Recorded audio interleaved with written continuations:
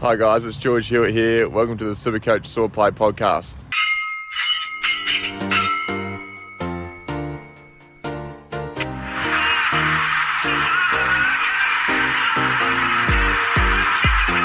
With pick 16, Chris Lyons have selected Darcy Wilmot from Try that again. Jeez, I love you blokes.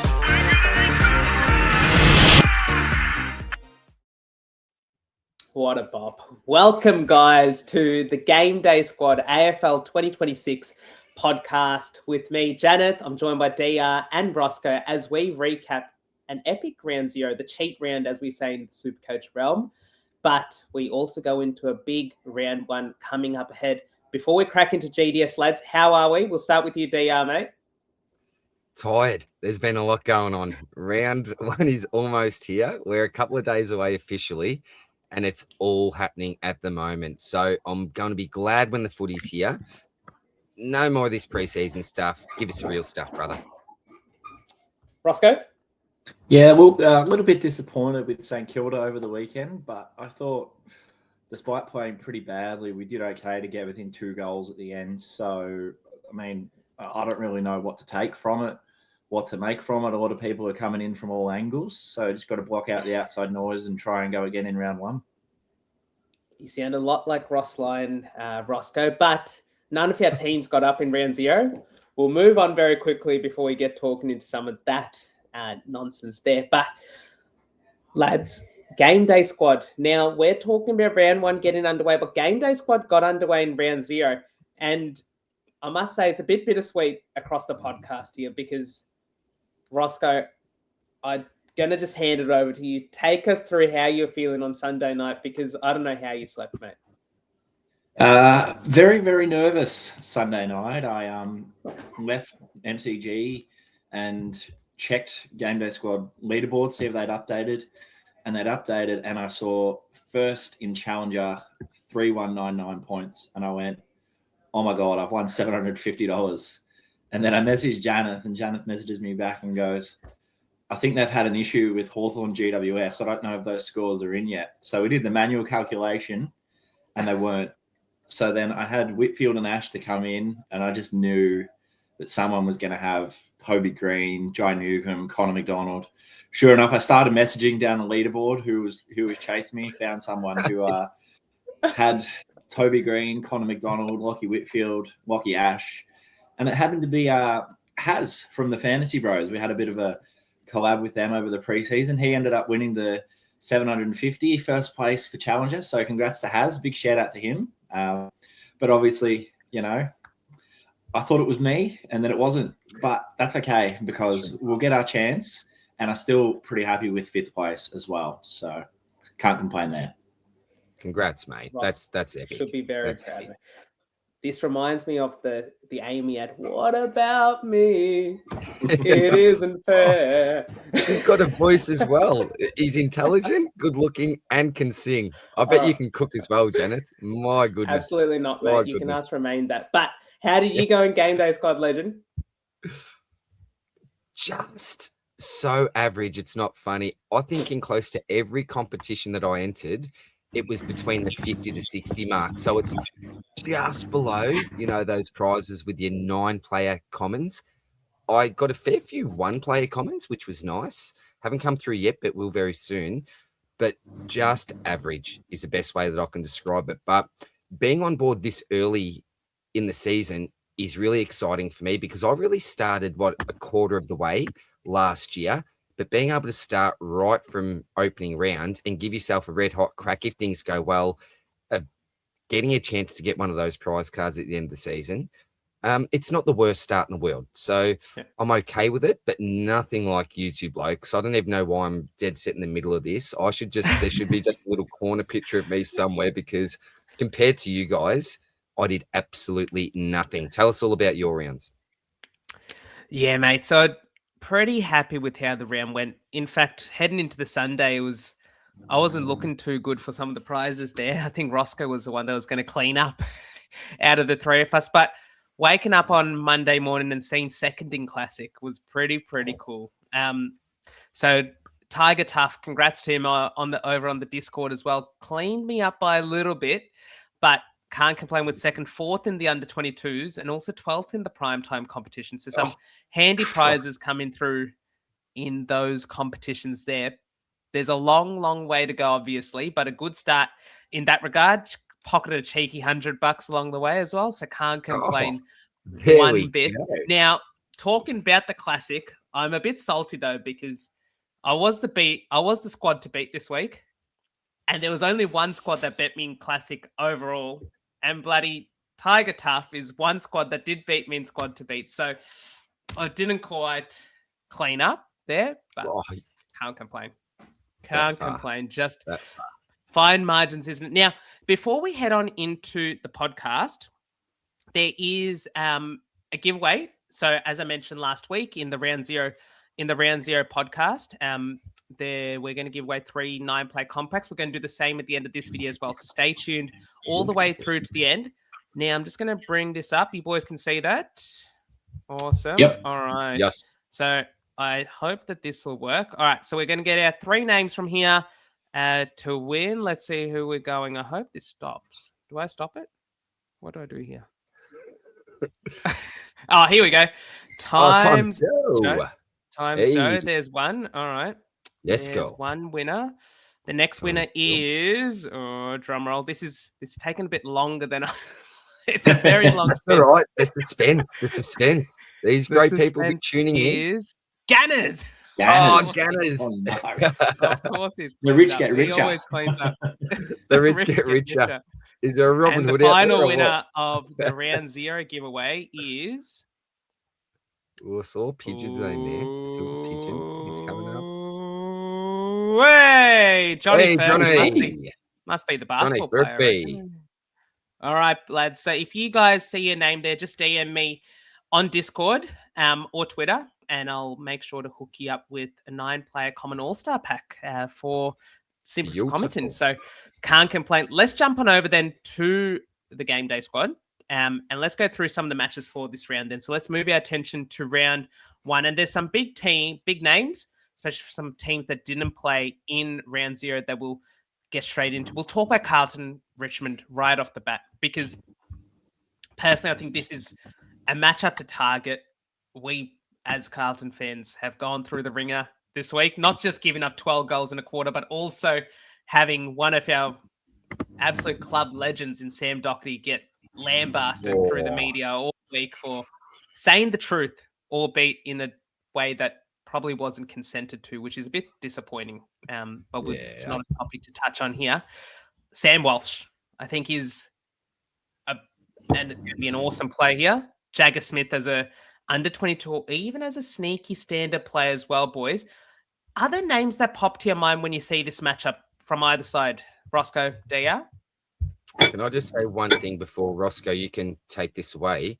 The great thing about GDS is that you don't have to commit to players all season long. In the other format, you do. So I'm not starting with Sam Walsh, but I'll look at this matchup in GDS and go, do you know what? I can actually have Sam Walsh this week. This is fantastic. So I'm big on Walsh. I'll give you that. Not for the whole season, but for this matchup, he's in for me. Sorry, Rossco, take us away. Yeah, look, I'm looking at the Stats Lab primetime competition here. Obviously, we've got the Thursday game, and then we've obviously got the Friday. At the moment, I'm just sitting with Sam Walsh in my squads at the moment, being standard competitions. But primetime, I think, obviously gives us a few more options. So I'm looking at Sam Grill. I'm looking at Tim Taranto. I'm looking at Jacob Hopper. I'm looking at George Hewitt. I'm looking at Elijah Hollins. I'm looking at Ollie Hollins. Jagger Smith. So, these are the kind of guys where I think targeting Richmond is a good option. But I don't think that Carlton are necessarily the worst option either for picking some Richmond players in this. Here, I know Richmond were the easiest matchup for midfielders in 2025, the easiest matchup for defenders in 2025. But Carlton are not far off. Carlton are just midway 9th. Where are they for defenders? They're 13th, so that's not so good. Neutral for rucks. So it sort of depends. I think this is going to be a fairly open game, and there'll be a few decent scores coming out of it, although I wouldn't be relying on them in the standard comps necessarily. Unless Yeah, you're can I Sandbanks, just- of course. Oh, of course. your I forgot boy. about Sam Banks. He's there as well. Oh boy. My boy. Prime time. So we're talking prime time. So Thursday, Friday night games here. Yep. I'm looking straight to this ruck slot. And so we really have to make a choice between who is it, Pito, Nank, and Meek, because Blackiston Yep. is not Blackiston's available not a as a ruck. ruck. So Mm. really, I think that's maybe a bit of a decision people, well, it is definitely a decision people have to make, and depending which cards you own. But yeah, Nank, Meek, and the big Pito. Be interesting to see You know which what this way does? people What this land. does do is increase the price of some of these rucks, diamond rucks, Doesn't that you it? may have Yeah. thought were quite worthless at some point. A Lloyd Meek might be going for something handy this week if you go check on the market. So in terms of some other players, though, just touching on some other under 22 players, so Lockie Cowan and Matthew Carroll have been cleared to play. I'm not sure if they will come straight back in. Kane McCauliffe for the Tigers is definitely an interesting option there as well. But there's not too much relevancy, I think, outside of that. Sammy Lawler, possibly, as an under 22s option in particular. But I think there's might be a bit more safety in some other selections. Cooper Is there Lord anyone as else? well. Cooper Lord, of course, can't forget Cooper Lord. Had a really good game as an under 22s play last week. Rossco, I know you own his diamond and we were chuffed with that Ooh. outcome there. Yeah. When we look across the board, potentially you could be looking at sort of a Harry Mackay type as a primetime option that could get you a spike score. But then again, he didn't look overly impressive personally. But again, we're talking about primetime options here. And I guess we'll move straight into the second primetime game, which I feel like is a bit more fantasy relevant. The Bombers up against the Hawks. Obviously, you have the big Bomber midfielders in Caldwell and Merritt. Is there other Bomber players from a non-under 22s perspective you'd be looking at for this matchup? For me personally, no. I don't think I'm really looking to take the Bombers against the Hawks. There's just better matchups across the rest of the round that I think we should be choosing from. In the prime time, obviously, yes, and a few under 22s, but not in terms of the standards. DR? Yeah, probably the really interesting player for me is Zach Merritt. I've just got the feeling this week that he could go really low or really, really big. Yeah. So if you are someone that's planning on playing a big card, I don't know how you'd be feeling. But Caldwell as a midfield option, as a real pod, particularly on the prime time if he's up.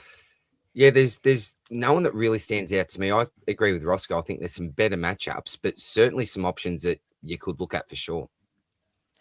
There are sort of 4 under 22 or 4 or 5 under 22 plays. I think Archie Roberts personally is someone that I put my highest rarity card in. And then you've got a couple of Hawks boys in there in Josh Weddle, Nick Watson, Cam McKenzie if he gets up. And then the sneaky pod option, which we may touch on a bit later as well, Zach Johnson, playing a bit of that halfback role for Essendon. Is an under 22s defender. I think there may be some ahead of him that we may look to pick ahead of him, but I think he shouldn't be an option that should be understated. And as a cheeky primetime player, I think he could go a lot worse than playing a Zach Johnson card. Any other thoughts from this matchup before we talk about the Hawks? Or I think Essendon, from a primetime perspective, there's a few consistent 100 to 105 guys that we probably have to play. I'm looking at my back line here, and I can see McGrath, I can see Redmond, I can see Roberts. So I just think, these guys, you probably don't take them in standard, but you have to pick them to just sort of bolster your base score here in primetime for sure. Yeah. Would you be brave enough in prime? Well, you'd be. I was just going to ask, would you be brave enough in prime time to go with someone like a Parish? It might be like a Parish v Newcomb, or a Braden Fiorini, even. Yeah, and again, it depends what options you got. Like, we're acting as if you've got unlimited cards at the moment. It does depend, but yeah, certainly options for sure. Any Hawks boys? Maybe Jai Newcomb, James Sicily, Connor McDonald. But can you go near Dylan Moore after his goose egg last week? He's not there at the moment. He's not in there at the moment for me either. DR, do you have any faith at all that Dylan Moore? There was a story that came out today that he was in prison in the US Just before that. I thought he was in prison in the US at the moment, the way the story was framed. Oh no, But that's he how was I in read December. it. Yeah. It's like, Look, there's two ways to go about it.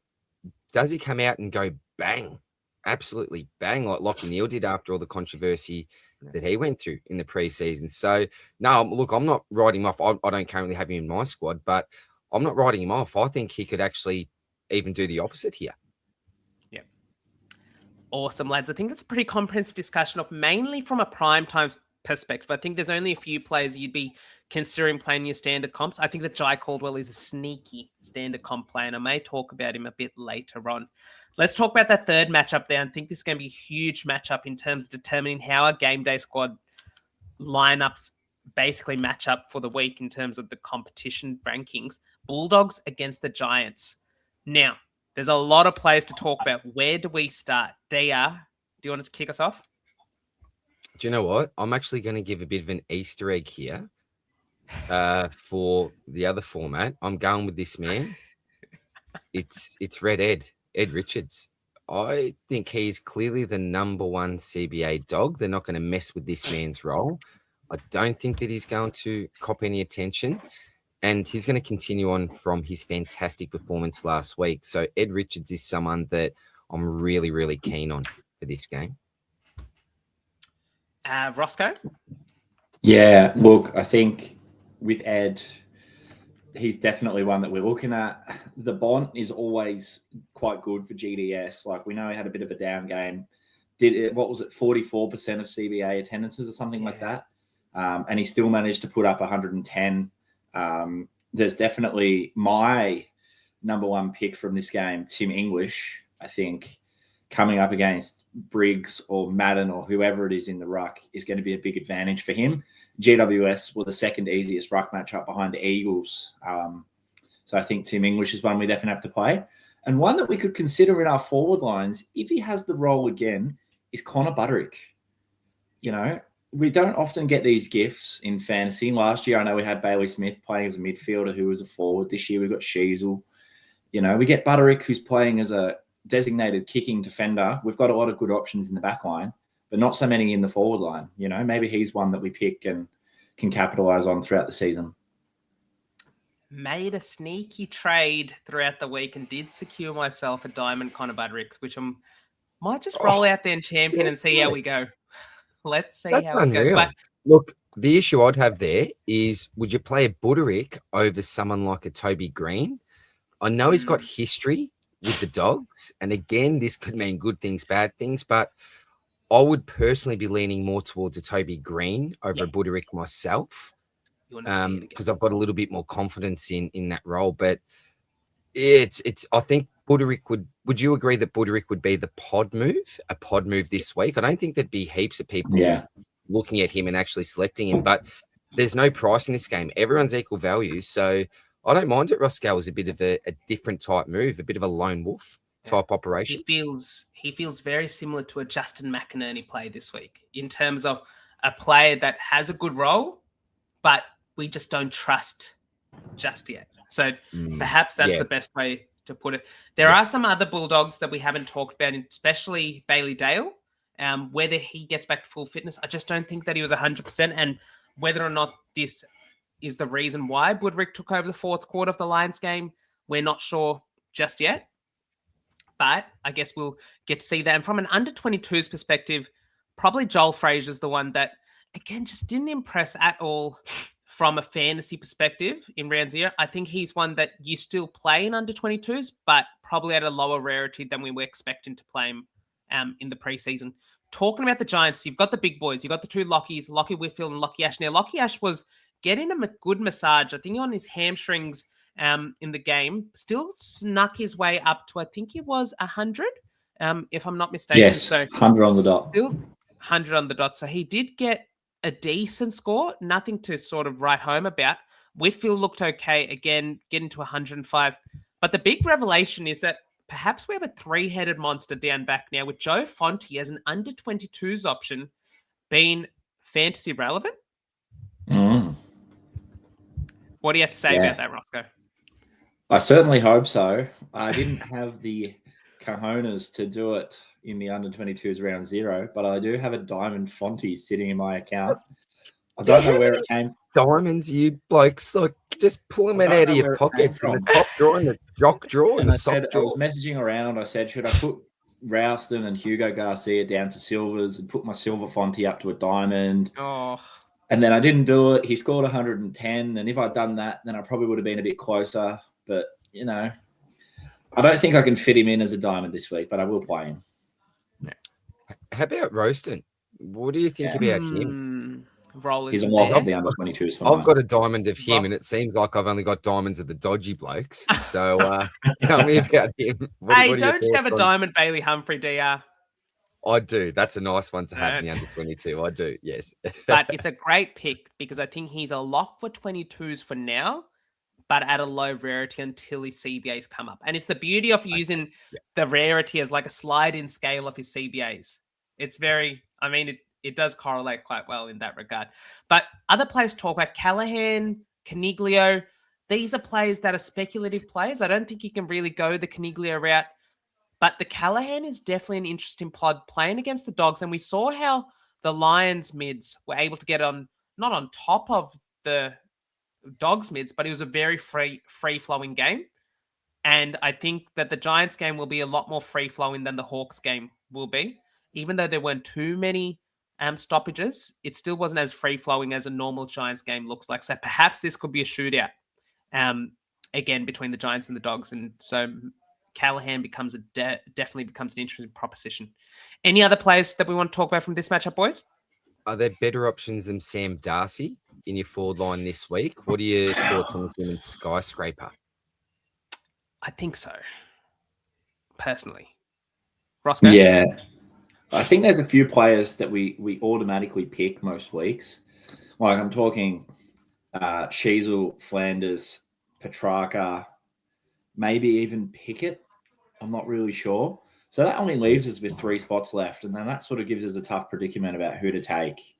I personally, don't have Sam Flanders in, but I've got Butterick in. So I could easily swap it around. Yeah. So that's really your strategy in a way, Rossco. So you've sort of just revealed a bit of your strategy there in your forward line, for example, in most comps, is that you've pretty much got the players week upon week. We just go bang, bang, bang. Maybe a question of rarity and how high you want to go with the card. And the other 3, it's more based off matchup, DVP, who you think's got just the best matchup for this week. Let's chuck him in because it's a friendly GDS opposition. Would that be true in saying that? It either kills you or it makes it, I think. You know, especially when you get, you know, some high rarity cards, you know, like I'm talking all-stars or in the under 22s diamonds. It's sort of hard not to pick them every week. Like I understand even Josh Weddle had a bit of a down game. It's hard to not pick him again if you've got the diamond, you know, because if he has a good game and you've got the diamond just sitting there doing nothing, then it's pointless having it, you know? Yeah. It's a great sort of thing that you just talk about there, Rossco, because it's with the best 22 especially, if you roll out 3 pods and 2 of them work, expecting that the other 20 players will score well, then you're putting yourself in a good position to make that gap up to the top. So that's a great mindset that you're going in there with. Let's talk about Geelong and the Dockers. Now, we were gonna keep Discord questions to the end. Thank you to everyone that gave a question, but I think it's a great time to bring up a question from Skip/Skippers, a legend of the Discord community, and he's asked what was up with Bailey Smith. Now, didn't look to be running the ground as much as he normally does.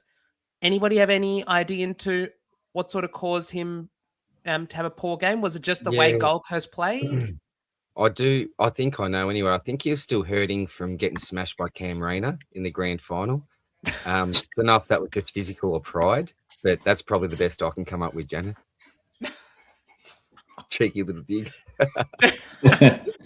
Bang. Rossco? Yeah, look, I don't really know. I caught the second half, and it's my eye in the second half. He had enough of the ball for me, but I think he was on like 30 or something like that at half time. Yeah. Which is Very obviously well below what we would expect from him. Something very disappointing for me, considering I got very lucky and I packed this all-star. You know, you want to see 130s coming out of Bailey Smith, not what he got, not, 67. No, not 67. 97. 97. Yeah, sorry. Yeah. Only 23 disposals and 3 marks. We know he can do 3 a bit better than marks. that. I think Yeah, we back 2 him in again. tackles.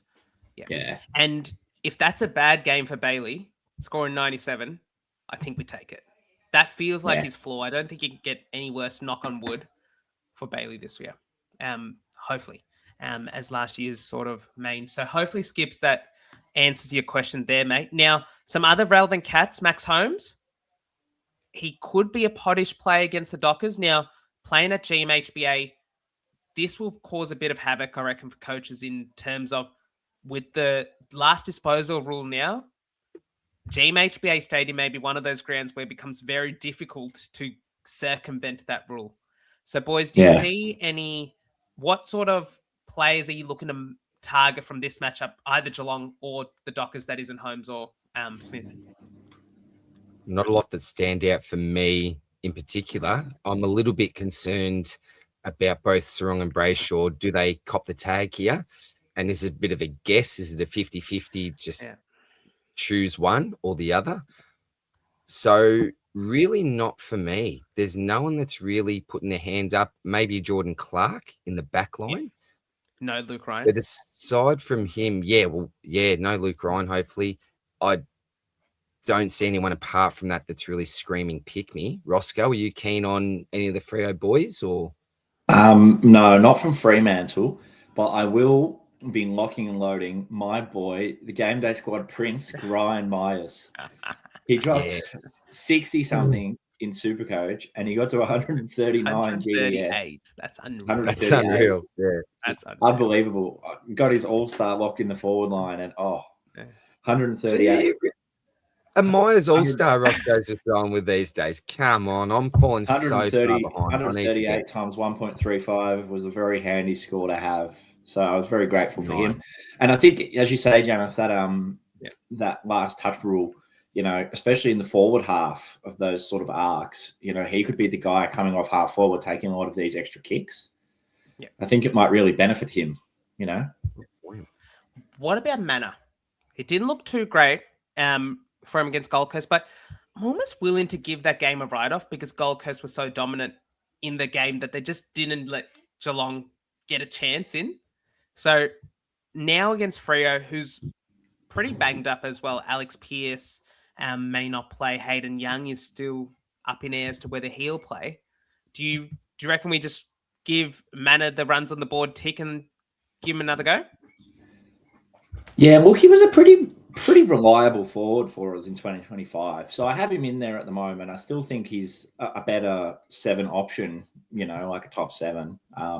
Obviously, if he flops again, probably under real consideration. But as we were saying, those 2 or 3 sort of pod options, I know he was pretty reliable, but, willing to take him and have him drop out again because that was what happened in last round. A lot of people actually had him drop out in the top end, those that sort of avoided your McCluggage and your Moore. So, it was a decent enough score to have drop out. If you're getting that, then you're probably doing well most weeks. And from an under-22s perspective, I think there's 2 key names to talk about very quickly. Murphy Reid and Con O'Sullivan. O'Sullivan scored 91 on the weekend as a defender. I think he did his due and could be a very sneaky pick for us this week. And then Murphy Reid, we know what class he is, especially if Hayden Young misses. He could be well and truly in for a standout game against Geelong. We know this was the matchup last year that he scored 5 goals in a half, 4 goals in 10 minutes, I think. So he definitely can do it at this ground. Can he replicate that dose? Boys, let's move on. Well. What's that, sorry, mate? Forward status as well. Forward status as well. I think that makes him, an auto pick. Swans versus Lions. Now, no Huey McCluggage. So the James Jordan tag may evade Hugh McCluggage. Jordan did go to Sam Walsh last week. Josh Dunkley went gangbusters in this respective matchup last year. Some names that I've just put into mind there. There are a lot of relevant players, boys. Where do we start? Well, I think probably Jordan, if he goes for midfield, he goes to Chocky. Poor old Chocky again, because he was their leading disposal winner. The poor bugger at his age, all these other young superstars and champions below him. I still think he's probably one that will cop it if they decide to go a tag through the midfield. So, sorry, Chocky. I've actually got a diamond. So, you talk about all your great diamonds. I've got a diamond Shocky, which is a bit of a pod type that's card, good, I mate. suppose. But not sure if I'll be using that one. But look, one player I quickly want to touch on, super impressive last week, is Justin McInerney. We've talked about a couple of pod selections like your Buderick, and we were talking about someone just before in the last game who escapes my mind. It's been a long day, but McInerney's the type of bloke that I think, as Rossco mentioned, you've got your 4 or 5, however many locked in. Maybe in this 7th spot, you could have a crack at this guy. Was it just a 1-week thing? I'm not too sure. But based off the way that they played when they were playing their best footy, he was a massive part of that. So I'd be pretty keen to chuck him in your forward line. Great forward option, I think. Yeah. And just to back that up, mate, if we just go by the CBA percentage, so that didn't come up. Sorry. So for CBAs, he was at 34% of CBAs, which is pretty handy. I would love to have got a split off his quarter by quarter CBAs because I reckon he would have been at a lot more in the first half before the Swans got moving in the third, but he got a lot of his points in that third quarter when I think he kicked 3 goals, which was pretty nuts there. Talking about Brisbane, there are so many relevant players to talk about. Josh Dunkley, Will Ashcroft, is he a standard play this week as well? I know, Rossco, you had benefit from playing Ashcroft in not just 22s, but also in Challenger. Is he a good enough play, do you reckon, to come up into the competitions with more teams playing this round? Now, I just don't like the sort of semi-negative neutral matchup for either of these teams. I'm pretty keen to target teams that have got very easy matchups. I'm looking at, for example, spoiler alert, Gold Coast versus West Coast, Carlton versus Richmond, Port midfielders playing against North Melbourne. I think there's just better matchups. And the one that I really want to pick is not from Brisbane, but it's Errol Goulden. I think he sort of transcends the traditional midfielder kind of role. We saw how he came out in the third quarter. He was taking kick-ins, creating chains off the half-back line, but then he was in the CBAs. He was coming in off half-forward when he wasn't in the middle, playing on the wing. I think he's the guy that can do it anywhere. And it looked like he could get back to his 2024 form. I know it was before we played, but, he was up there, top 3 averaging across the season. So I think he's one that we should pick for sure. Yeah, I like it, mate. What about for under 22s? I think there are 3 pretty relevant Lions players, the Ashcroft boys. Jasper Fletcher. Now, I need your take on this. With Kitty playing in defence, is Fletcher on the wing going to be permanent for the foreseeable future? How do you see this mix working? Because I don't think Coleman is, maybe I'm biased here, but I don't think Coleman is the answer down back.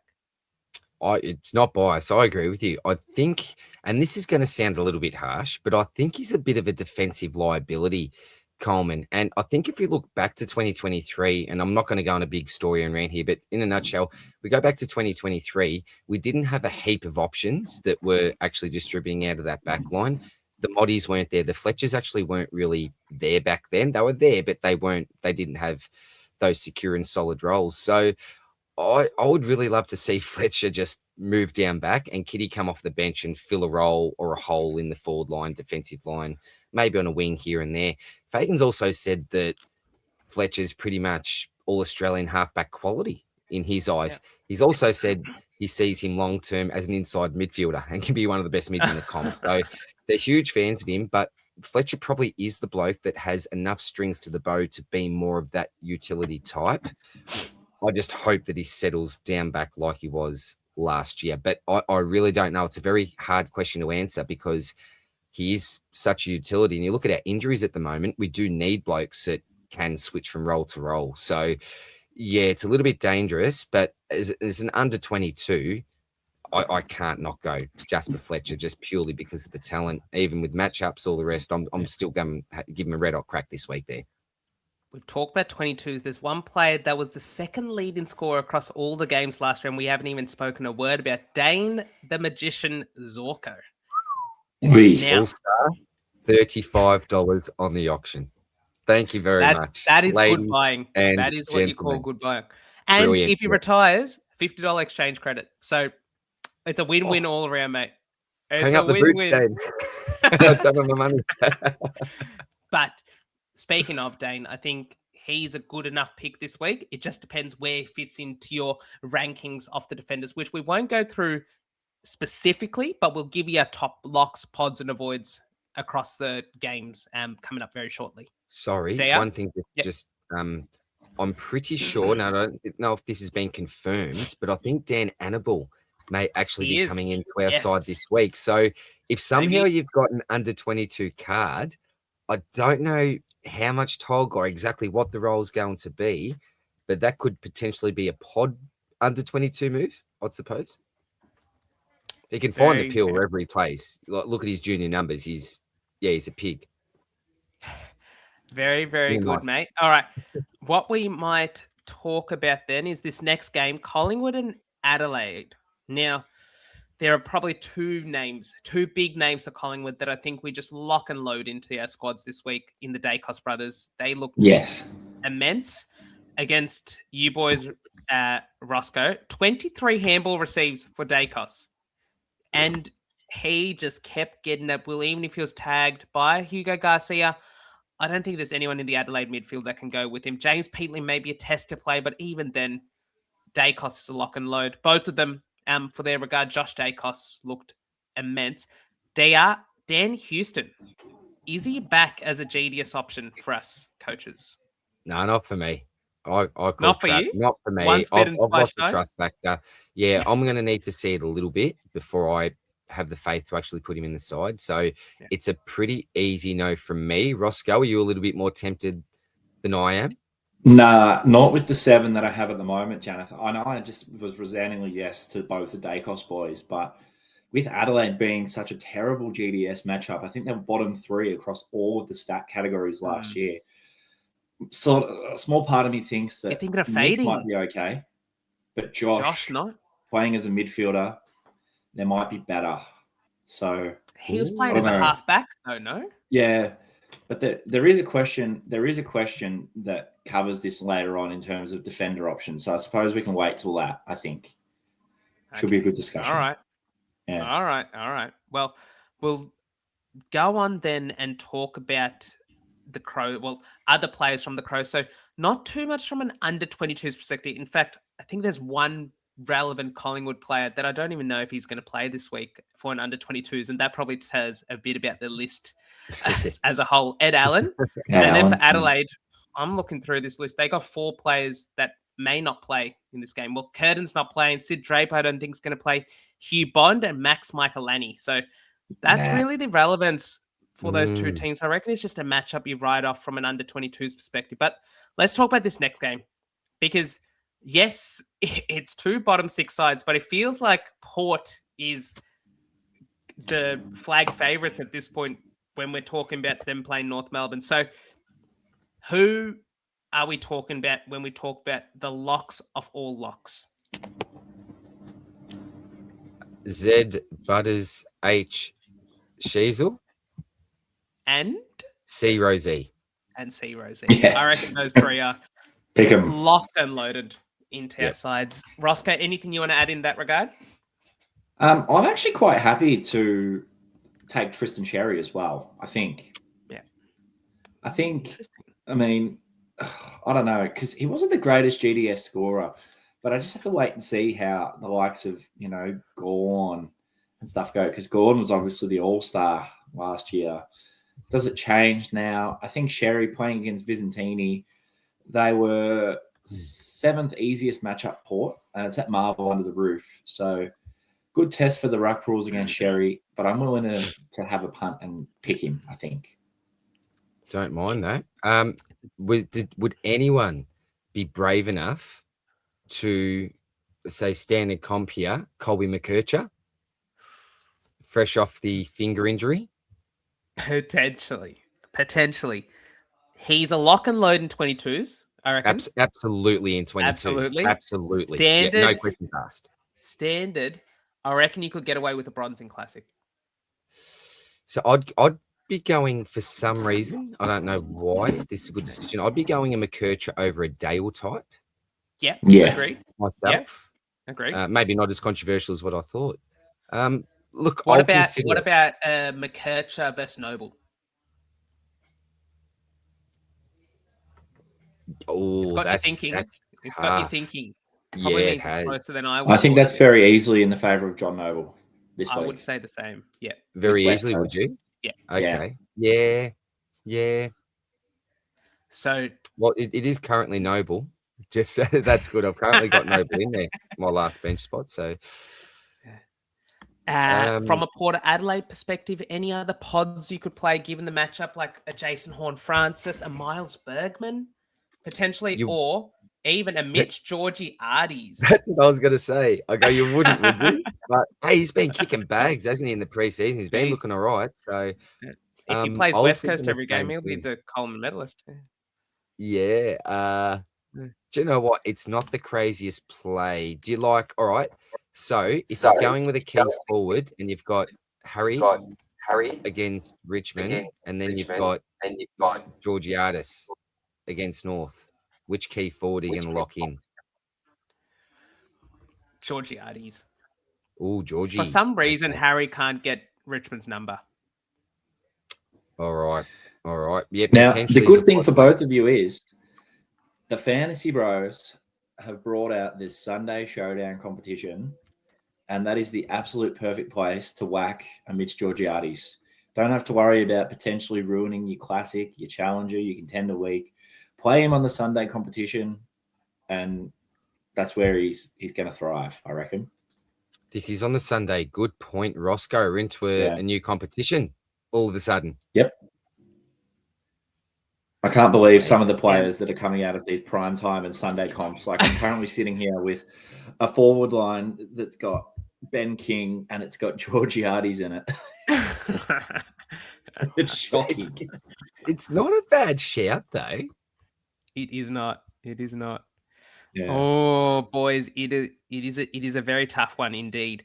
But let's talk very quickly about Melbourne and St Kilda, because I think this, looking at the matchups, I reckon I have a fair few players. In my Sunday comp, I've got 6, 9, I've got 12 players in the Sunday comp from this matchup.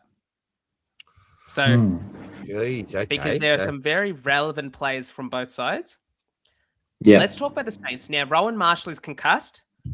This, I reckon, gives Tom de Koning the ultimate green light to just do whatever he wants to do against Max Gawn. Now, that's a tough matchup, admittedly, but I think I've got Gawn and de Koning in at the moment. No Cherry, but I can definitely see reasons why people will go the Cherry route.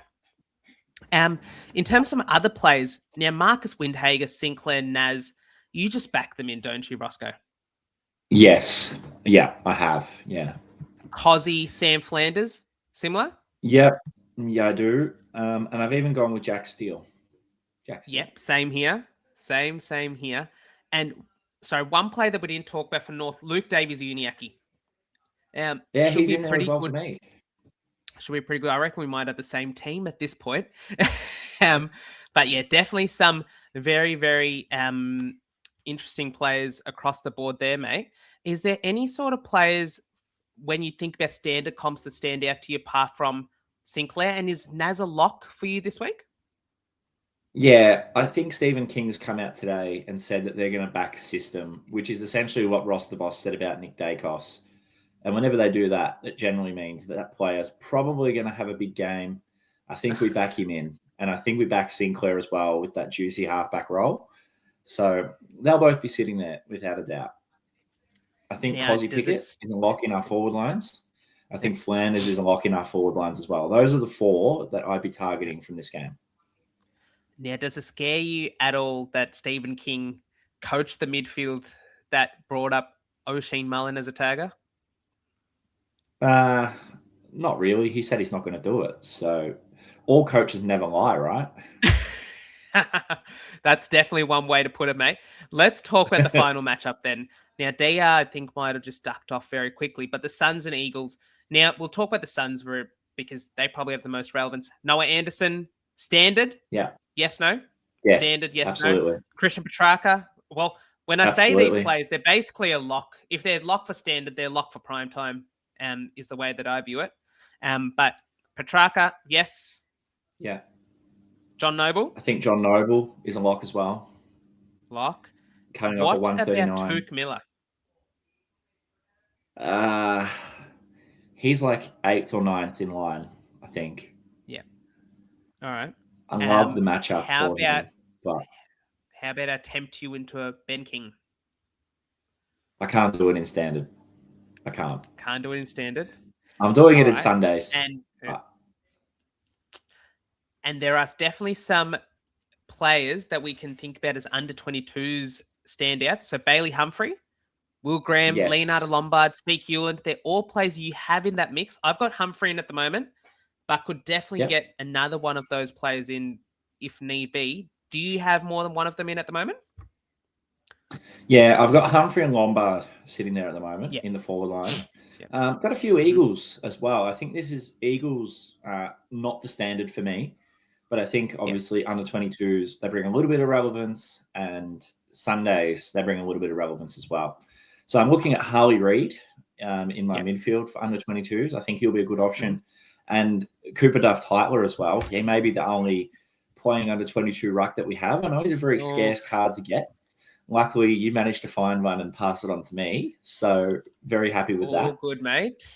All good. And then in terms of Sundays, I've actually gone on a little bit of a swap deal here with Danny D, one of the great members in the Discord, and picked myself up my pod of the week in diamond form. So we'll reveal that maybe a little bit later on. But he's sitting there in diamond form at the moment from the Eagles, and he's the only one. So I think there's not too much relevance apart from the aforementioned pod that you won't talk about. There's not too much else there. Well, before we get to talking about the locks and the pods, and we'll just wait for DR to get back, let's go through some of these Discord questions then, mate. So I'll skip all the ones that are talking about Naz being a fraud. And we'll just go top to bottom. All right. Well, SD6 has asked, is Naz a fraud? No. Okay. Back him in this Ganners has asked, backing him in this week. I think more so as a footballer, but I don't think he's talking about GDS, but we'll let it slide. All right, Ganners, he's asked, Lockie Ash, Dane Zorko, Josh Dacos, John Noble. Which two for this week? It's a tough one. Jeez. Well, I think I'd go Josh Dacos and John Noble. Well, I've got Dane Zorko, John Noble, and Lockie Ash. But a small part of me is thinking Lockie Ash can go out and Josh Dacos can come in. Yep. All right. Well, so if you had to rank those 1 to 4, mate, what is your ranking? It depends. You don't think Sydney will put work into Zorko, right? I can't see it.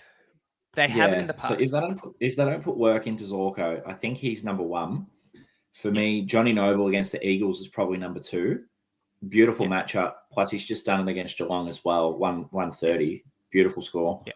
Josh Dacos 3, and then Ash 4. But I like Ash as well. Like, I still think, regardless of who they'd play, last year there were so many times where they tended to be fixture proof.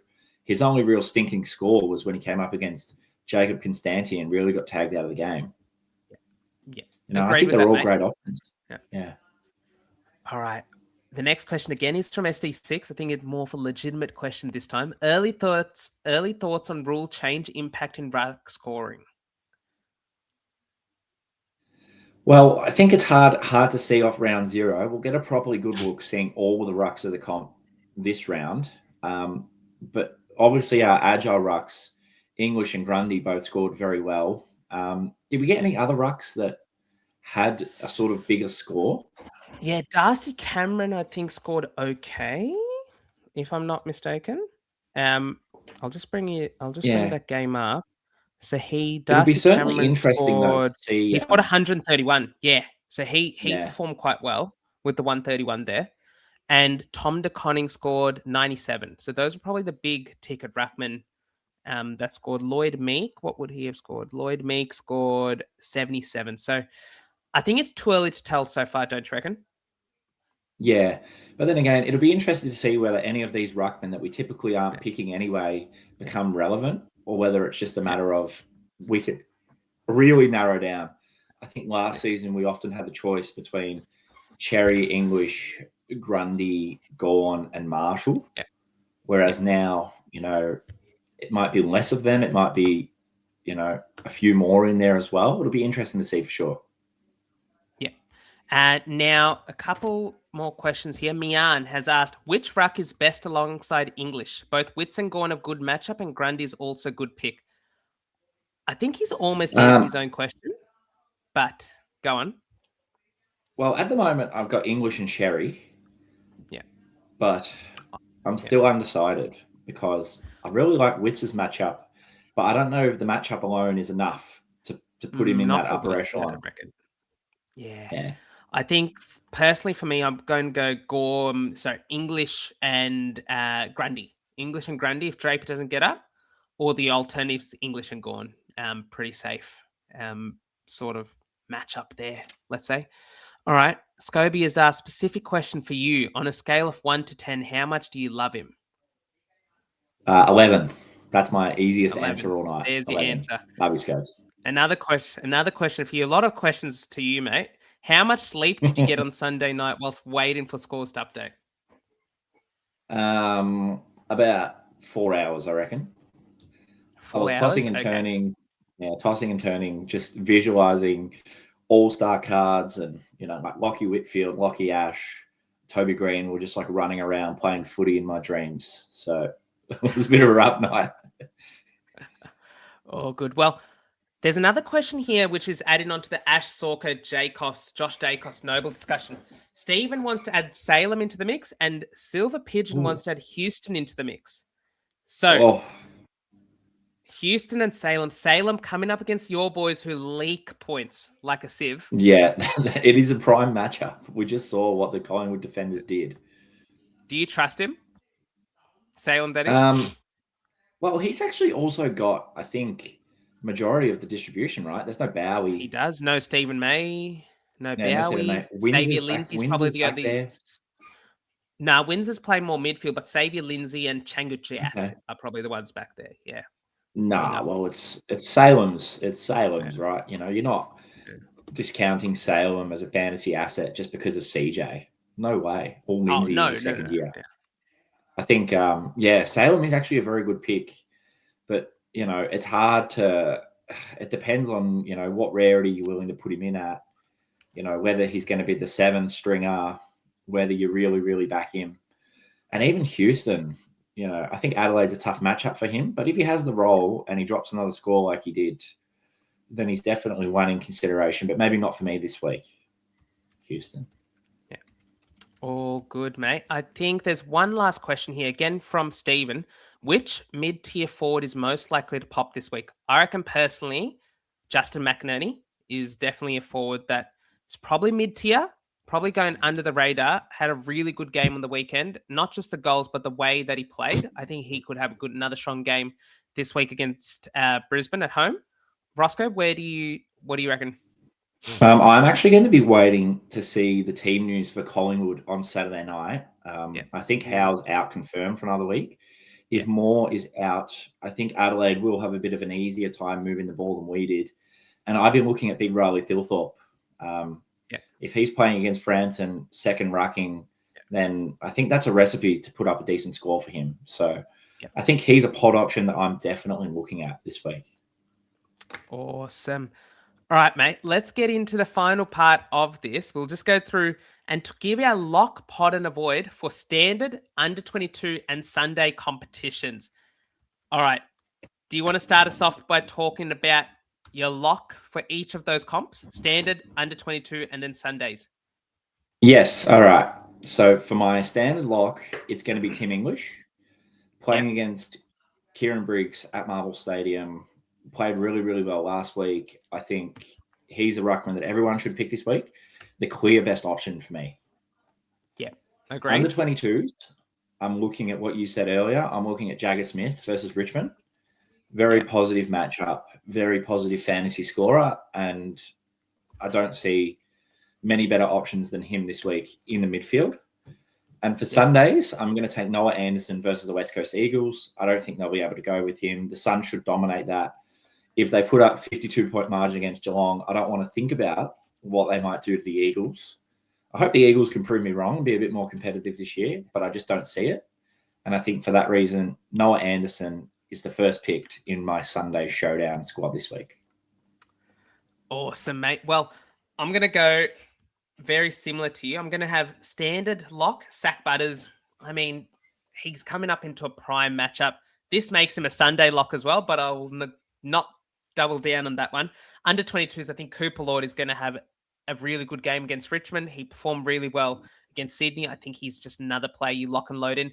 The easy answer here is Harry Sheasel, but I mean, if you don't have Harry Sheasel in your under 22 side, then it might be a bit tough, I reckon. And then for the Sundays, Jack Sinclair. We saw what he can do with Nazire being a bit more further up the field. So I'm happy to have him there. Let's talk about pods.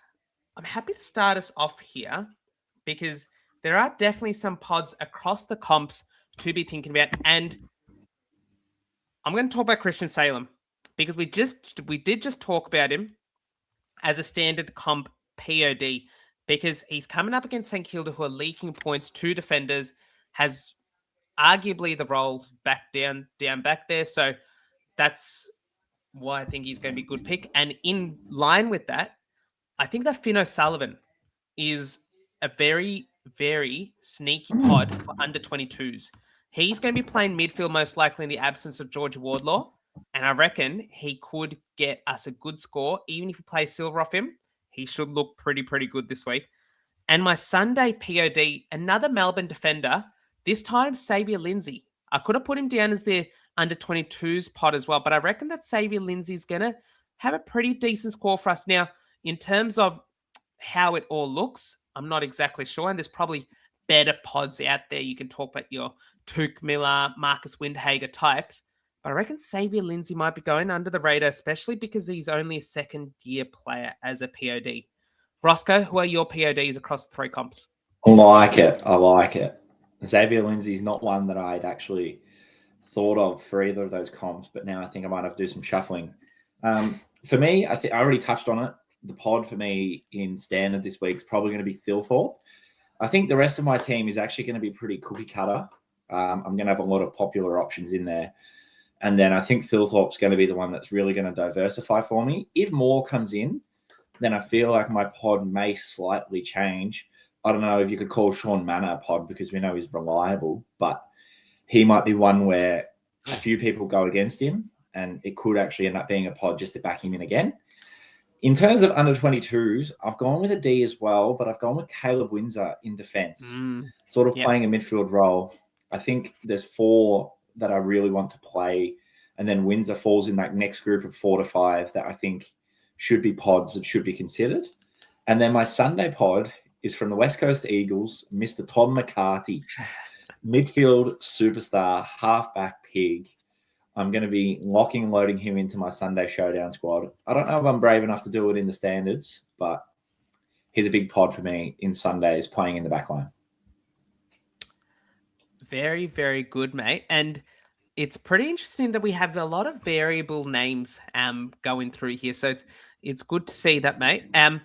And I guess we'll jump in to the avoids then, because there are definitely some players that now DR mentioned before that Sack Merritt, he could well and truly score 160 and he could well and truly score 60. I don't think there's a middle ground personally, because it's that type of volatility though that could really suit the best 22 scoring. But my avoid's not going to be that one. I'm going to go straight to the Melbourne Saints game. Now, this player has been tagged successfully in the past, and I think his tagger, Marcus Windhager, now playing as a defender, may just take our Cozzy Pickett out of the game once again. So if Windhager now playing as a defender does take out Pickett, I do worry about Pickett as an option for standard competition. So I'm still going to play him in Sundays, but I'm going there with trepidation there. The avoid for the under 22s is hard because we just don't have too much of a sample size to really say who to avoid, who to play. I guess I'm going to be a bit sneaky here and say, in terms of avoid, try to avoid playing a high rarity Joel Frazier. That may be a bit of a cheat, but just because I'm not convinced on his role yet, I still think he's a top 7 under 22s forward, just not one that I'm confident in at the moment. And then my avoid for Sunday comps, again, probably not the most popular player here, but I think that Dan Rioli is someone that you might consider against West Coast. I just didn't like his role against Geelong, and he's probably not playing as a pure halfback at the moment. Joel, what's his name? Joel Jeffrey's probably playing more. Yeah, Joel Jeffrey's probably playing more for halfback than Dan Rioli. So probably avoiding Rioli. And Kane Farrell's also one that just against North, they do stuff to halfbacks at times, just a bit wary with that regard. So, Rossco, who are your voids before we wrap up this podcast? Well, my avoids for standard and Sundays are a bit more general. So I've actually gone with Lions midfielders for standard competitions. Whether it's Neil, the Ashcroft brothers, there's obviously no McCluggage, whether it's Dunkley. I'm not planning on picking any of them in standard competitions. I just think the Swans are a tough matchup. Playing away from home, and yes, I acknowledge that maybe one, maybe two of them could put up a big score, but I'm not willing to risk it and get the wrong one when it feels like there's other safer matchups to go with. Yeah. So for that, Lions midfielders. Now, my fade for under 22s is going to be Zeke Yuland. I know they're playing the Eagles, but I don't really know what his role is. He started off pretty well in the first half and then got managed, limited time on ground, only finished on, I think, 57. And with, 8 other teams coming into the mix this week, I don't know if I see him in the best 7 midfield options for the round. So I think I'm going to be fading him. And in terms of Sundays, this could be the complete downfall of me. But I've got written down here, fading the Koning and Gawn. Oh, wow. Am I crazy? Sundays as well. Who are your rucks? In Sundays. I'm looking at Sherry and Witt. Cherry Witt. It could work. Time to pick Big Witty. Could work. Well and truly. It's a tough matchup. I don't know how well Gawn's going to go. I think the Koning's not a bad matchup for Gawn, but I don't know how we go with the new rules. And then I don't know how the Koning will go on his own against Gawn. Gawn's a tough matchup historically. So a lot of questions, but I don't know. Maybe if someone can convince me otherwise, that would be great. Yeah. Awesome, mate. Well, blockbuster, I guess, first round review then. 1 hour. This was fun. Very, very fun. Yeah. Unfortunately, DR couldn't stick around. I think his computer's just carked it on him. Make sure if you haven't already signed up to GameDay Squad, use our code BUTCHER, BUTCHER, for $20, $40 worth of free packs. I think it's changed now with the new introduction for starter players to join. It makes it much easier. If you buy a season guide as well, you can get that for $20. Well, link to purchase that season guide is down in the description, as well as the code to use on sign up to GameDay Squad. To get into the giveaway, as we mentioned, a couple of legends of the community, including Ganners, Times, Joe 90, and Johnny Furphy, have won themselves some 9-player common packs. You too can win some 9-player common packs. Put in down below who you think will be the biggest lock, the biggest avoid, and the biggest pod across what comp, Rossco? Let's just go with Classic. I feel like no matter where you are, a lot of people play Classic. So let's go with that. Classic. Lock, pod, avoid for Classic. Down in the comments section, and this time next week, you could be in the running to win a 9-player common all-star pack. So we'll leave it there, guys. Thank you very much for tuning in, and good luck for the round ahead. Cheers. Peace. See you guys.